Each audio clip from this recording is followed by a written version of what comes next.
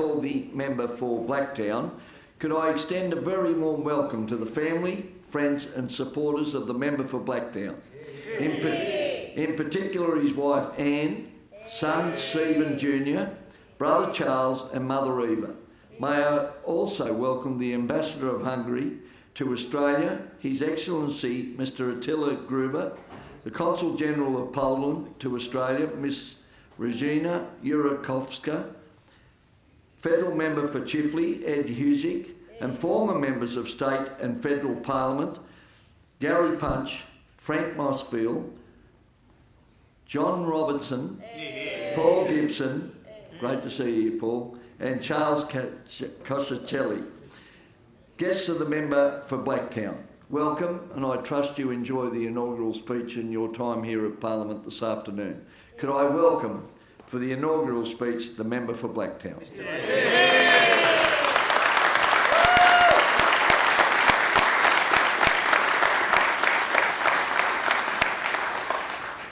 Thank you, Mr. Speaker, parliamentary colleagues, distinguished guests and my dear family. I acknowledge the Gadigal people of the Eora Nation and I pay my respects to elders past, present, for their custodianship of the land on which we meet. I also acknowledge the Dharug people whose ancestors walked the Blacktown electorate, which is where they're located. Mr. Speaker, it is an honour, an incredible honour and a humbling experience to address this historic chamber, the oldest Parliament of Australia, and to represent the needs and aspirations of the people of Blacktown. To do so, as the son of a refugee, says much about equality and opportunity of Australian society. Mr. Speaker, my family story has much in common with many of the constituents of Blacktown and indeed with many members of this chamber. My parents came to Australia as refugees by boat after the 1956 Hungarian Communist Revolution. My father, Karoy Bali, known as Charlie, was some 20 years old and learnt English on the boat. My mother, Eva, was a teenager accompanying her family and settling in Melbourne. My father travelled the country side working wherever he got a job. They met and married in 1959 and moved to a house in Doonside that was owned by was the home of my auntie Gizzy. When Gizzy returned to Hungary, my parents took the mortgage on the Fibro house, which is still my mother's home today. Mr. Speaker, I recognise in the gallery the Ambassador for Hungary, His Excellency Mr. Attila Gruber, and the Polish Consul General, Ms. Regina Jurakowska. My father was a fitter and turner and toolmaker. Dad was a proud member of the Metalworkers Union. He joined the union in the late 50s and stayed as an active member until his death. In the mid-1980s, Dad had a skirmish with the union leadership and managed to get elected as the national organiser on behalf of the rank and file reform group. In their attempt to wrestle the union from communist influences. Regardless of one's political leanings of the union leadership, my father was always loyal to the cause, as unions are the best form of protection and advancement for workers. Yeah. Dad often served as a delegate at his local workplaces, as well as representing the union as a delegate at ALP state conferences. His general nature was to serve his family, friends, workmates and the community.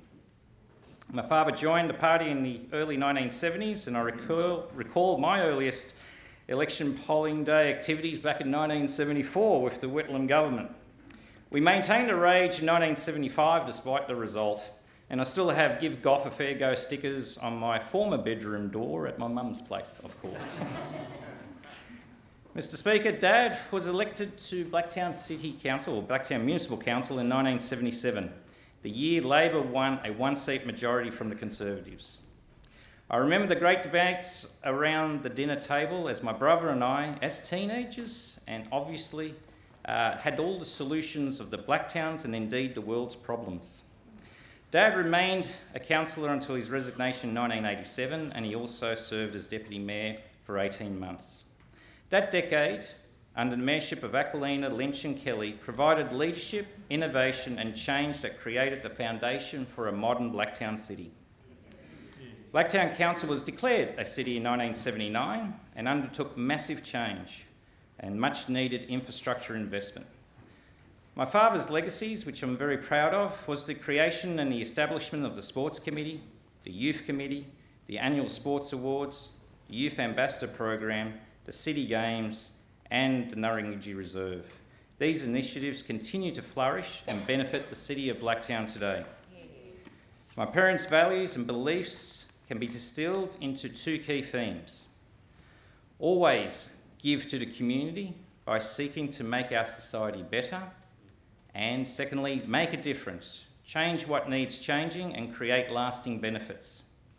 Dad died in 2002, 2 years before I was elected to council. I hope I'm upholding his values and building a great community. In local politics, representing Blacktown electorate is a daunting task considering the achievements of my predecessors. The Honourable John Aquilina, former Mayor of Blacktown, former Education Minister and Speaker of this House. The Honourable Pam Allen, former Environment Minister. Paul Gibson, a staunch advocate for the area. John Robertson, a former leader of the New South Wales Labor opposition who implemented party governance reforms and spearheaded new policy initiatives. I acknowledge with some humility the presence of both John Robertson and Paul Gibson in the gallery and thank them for their invaluable support. The strong result for Labor in Blacktown region is a result of long and hard and dedicated work and the vision of local Labor branch members and generations of Labor councillors and local members of both state and federal parliament. In particular, my good friends Ed Husick, the federal member for Chifley, who's here today, and Michelle Rowlands, the federal member for Greenway. Michelle, Ed and I have all been involved in the local area since our teenage years. This explains our passion for the area and our desire to make a difference. I also acknowledge in the gallery Blacktown Deputy Mayor Tony Bleasdale, OAM, and all my Blacktown Labor councillors, as well as the General Manager, Kerry Robinson, and with Director Glenys James, who started her career when my father wasn't an alderman. The collective support, loyalty and dedication of councillors and staff driving forward with a series of transformational projects for Blacktown City. I acknowledge the great works of the former Blacktown mayors, Alan Pendleton, Charlie Lowes and Leo Kelly, that I served under as a councillor. We mourn the recent deaths of Charlie and Leo. I appreciate the support and mentorship of Alan Pendleton and his continued future guidance. Mr. Speaker, I also want to thank the Blacktown City Liberals for opening my eyes to outsourcing. Generally, I'm concerned about the outsourcing model, but the local Liberals brought a whole new dimension to outsourcing by outsourcing the role of mayor to me for the last 2 years of the term, despite them having the numbers in the council chamber.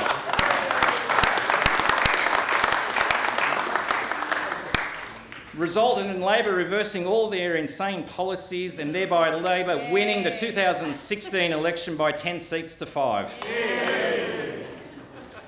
I'm thankful to my parents for my upbringing and instilling their Catholic Christian values of community spirit and commitment to social justice. These values made it easy for me to align with Labor's rich traditions of improving the collective rather than focusing on the individual. Ben Chifley, Labor Prime Minister, said in his Light on the Hill speech in 1949 that Labor is a movement bringing something better to the people, better standards of living. Chifley was also the first Prime Minister to introduce the post-war immigration that so enriched Australia.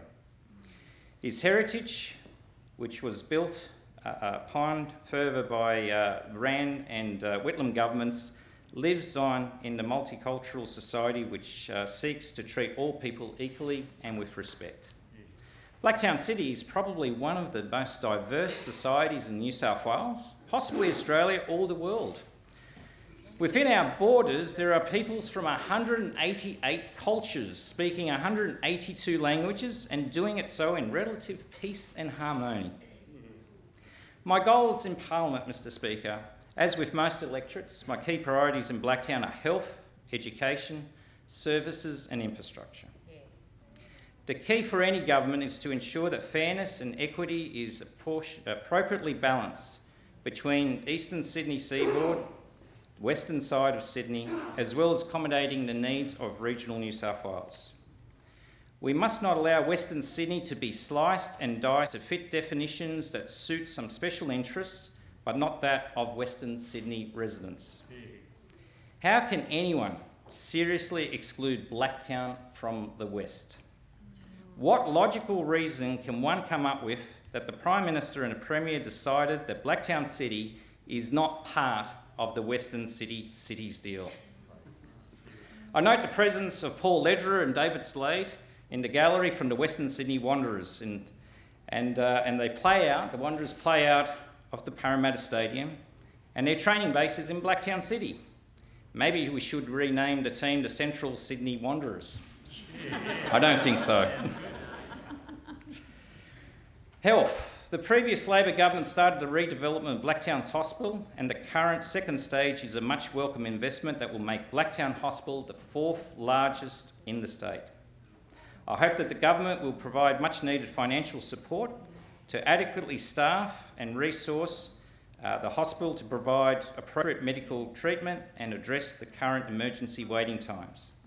The incidences of cancer, cardiovascular disease, respiratory illnesses and diabetes are all higher in Western Sydney than on the eastern seaboard.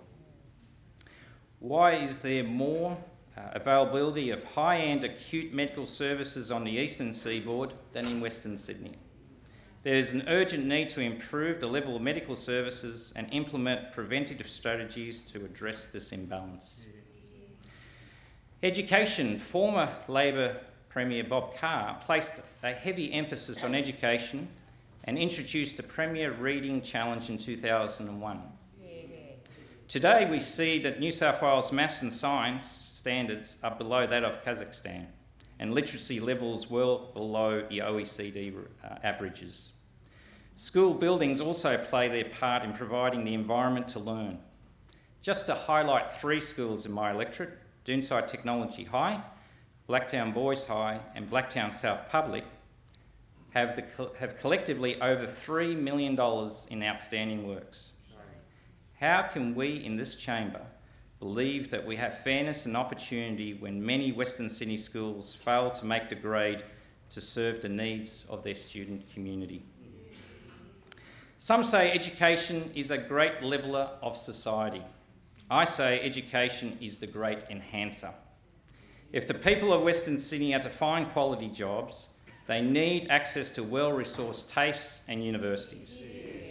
The debate on the purpose of education seems to be favouring the preparation of the individual for a job rather than preparing for an individual for life. The problem with focusing on job-specific traits is that jobs that people will be doing in 20 to 30 years' time are yet to be created. We need to develop an adaptive society where knowledge is transferable as the nature of jobs change, and so people can effectively participate in the democratic process. We should take our inspiration from the iconic Darug elder Maria Locke, who was educated at the Native Institute and at 14 was accredited winning first prize in an education competition.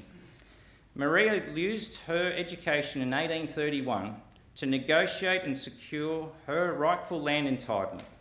And she said to earn an honest livelihood and promote a comfortable home for her family. What a visionary. Given some 75 years later, the Australian Workers Union Harvester case ruled on the same principle of defining the living wage. The population is approaching a 50-50 mix between Western Sydney and the eastern seaboard. So why are the vast majority of university places located in the east? As Blacktown City's population rapidly moves towards 500,000 people, we need a university so that the aspirations of Western Sydney students can be realised without the needs of hours upon hours of commuting, including those expensive toll roads.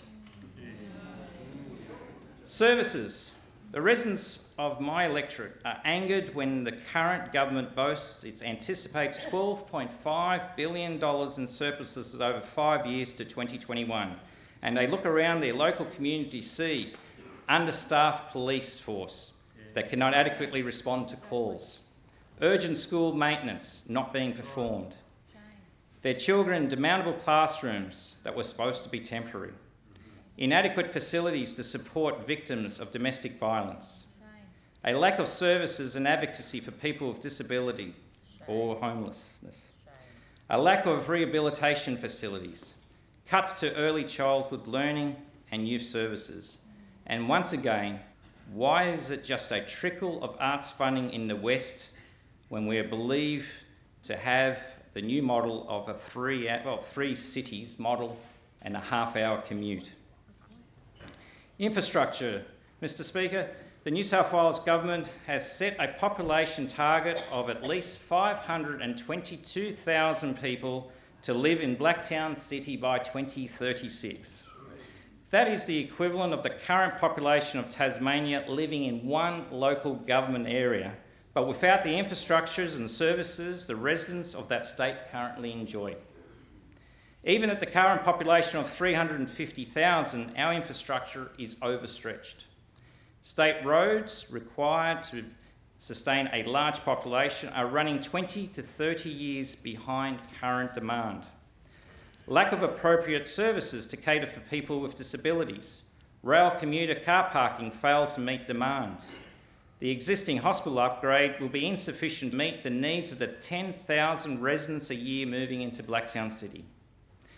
Residents using Doonside Railway Station have been crying out for lifts, and we know that in 2011, designs were undertaken for the installation of lifts. I plead with the government. The evidence is clear. Why the lifts are required. Please make the announcement to give Dooney a lift. Mr. Speaker, I thank the Leader of the Opposition for committing the construction of lifts in our first year in office. Maybe, Mr. Speaker, the residents of Doonside would have a better chance with the Transport Minister if we renamed the lifts at Doonside Station Lifty McLifty Face.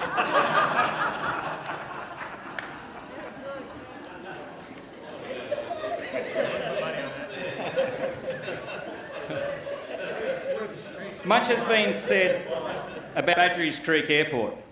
The bulldozers are ready to start their work, and yet Western Sydney remains deeply divided on the merits of the project. Why, you may ask? We had an EIS, an Environmental Impact Statement assessment, without any official flight paths. There's no identified and funded rail plan, just aspirational of hopes of what it could be. No real fuel delivery plan. No procurement strategy to give local businesses a chance. No jobs plan or training plan for locals to access the alleged soon-to-be-created high-value jobs.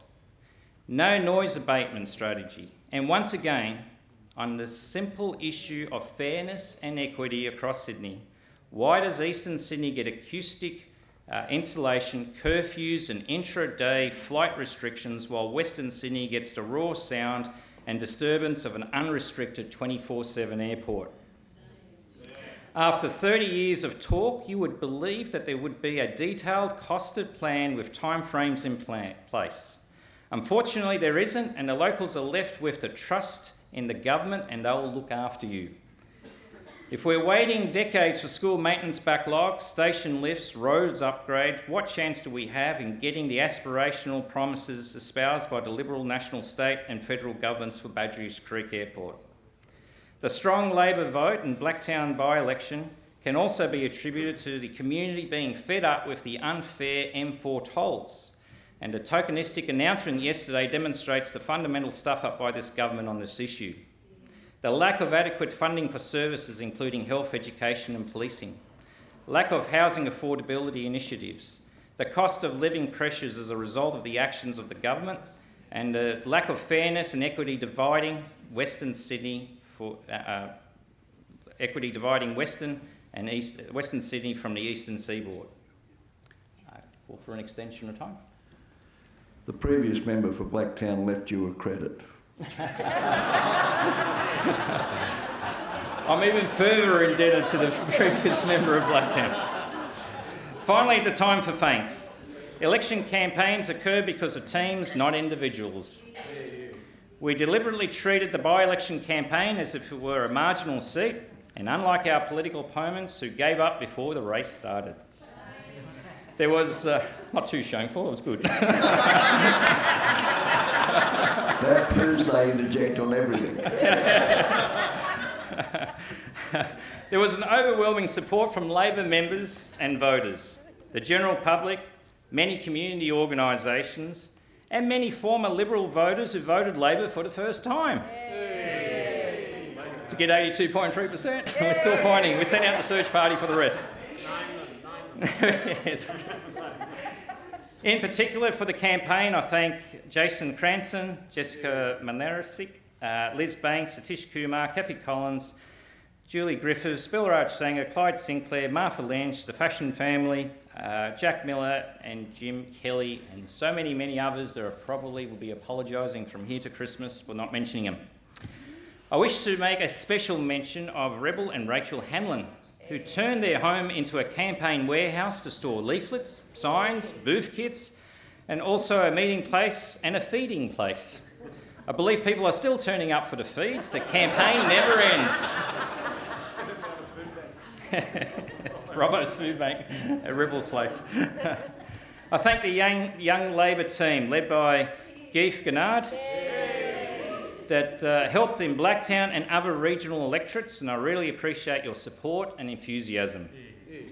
My place here would not have come about without the support of the mighty union movement. Mark Morrow from Unions New South Wales, Alex Classens, RTBU, Graham Kelly, USU, Gerard Dwyer and Bernie Smith from the SDA, Brian Parker to CFMEU, Tara Moriarty from United Voice to the Liquor and Hospitality Division. Thank you for your support and friendship over the years. I emphasise the value of Russ Collison and Daniel Walton of the Australian Workers' Union. Russ has been a staunch trade unionist, a leader of the AWU for more than 2 decades prior to his recent retirement. Thank you, Russ, for giving me a start and the faith you put in me as I moved through the ranks to become Branch Assistant Secretary and New South Wales President. Daniel, you are the new generation union leader to take our union to the next level.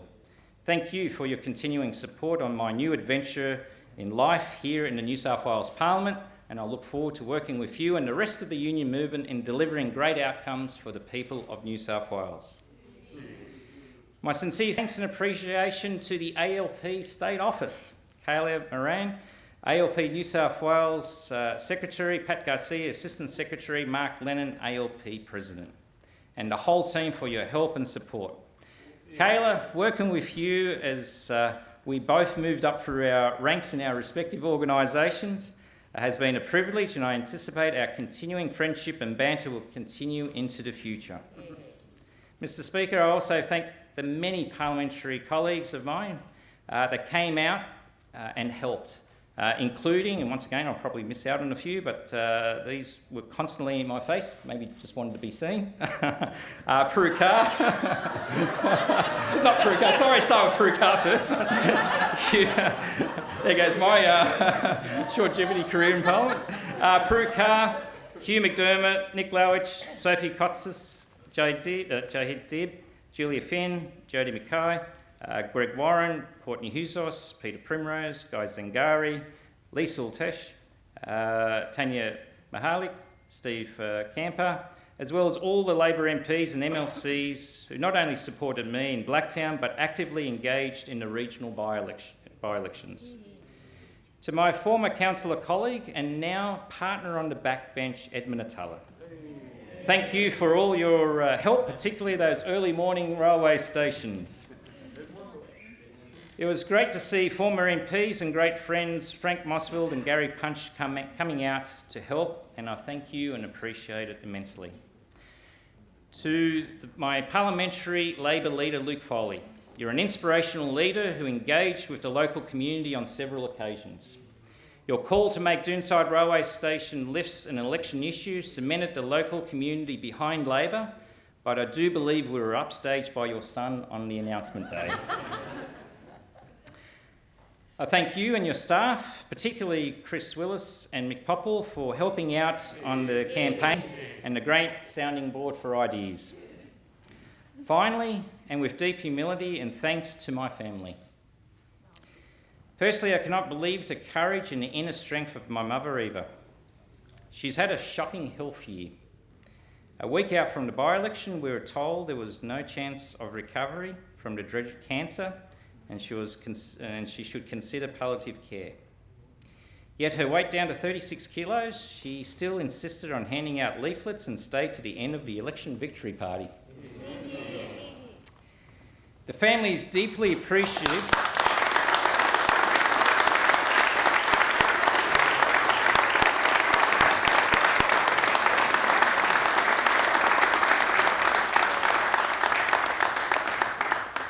The family is deeply appreciative of St Vincent's Hospital Specialist, Dr. Richard Gallagher, who's here today as well, I believe, who admitted Mum into the hospital the day after the by-election, and through his intervention, given Mum a fighting chance to defeat cancer.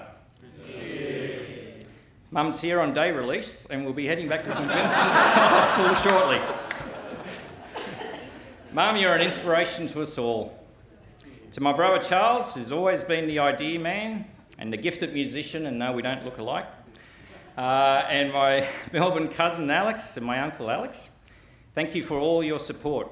As you may have noticed, the imagination for names in my family is fairly limited. The firstborn, always named after the father.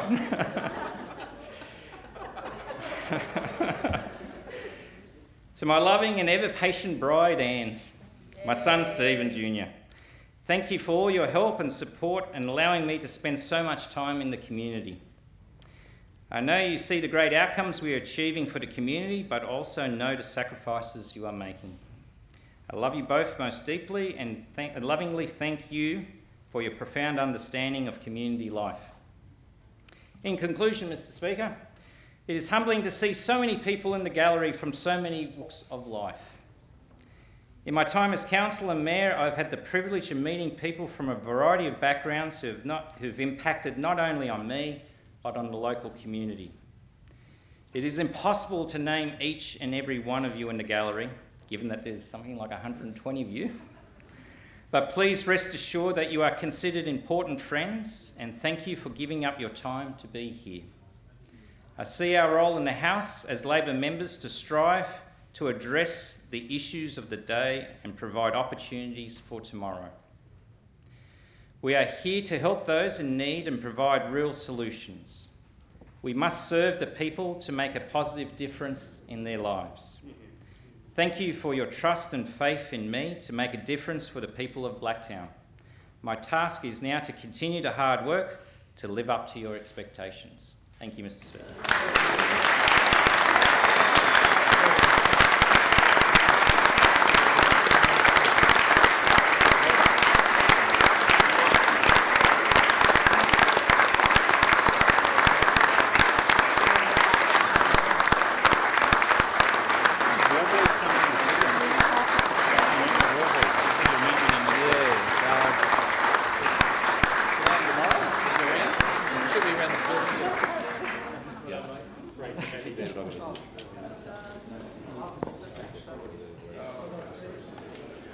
Could I, on your behalf and all the members of this House, congratulate the member for Blacktown and wish him every success in his representation as the member for Blacktown.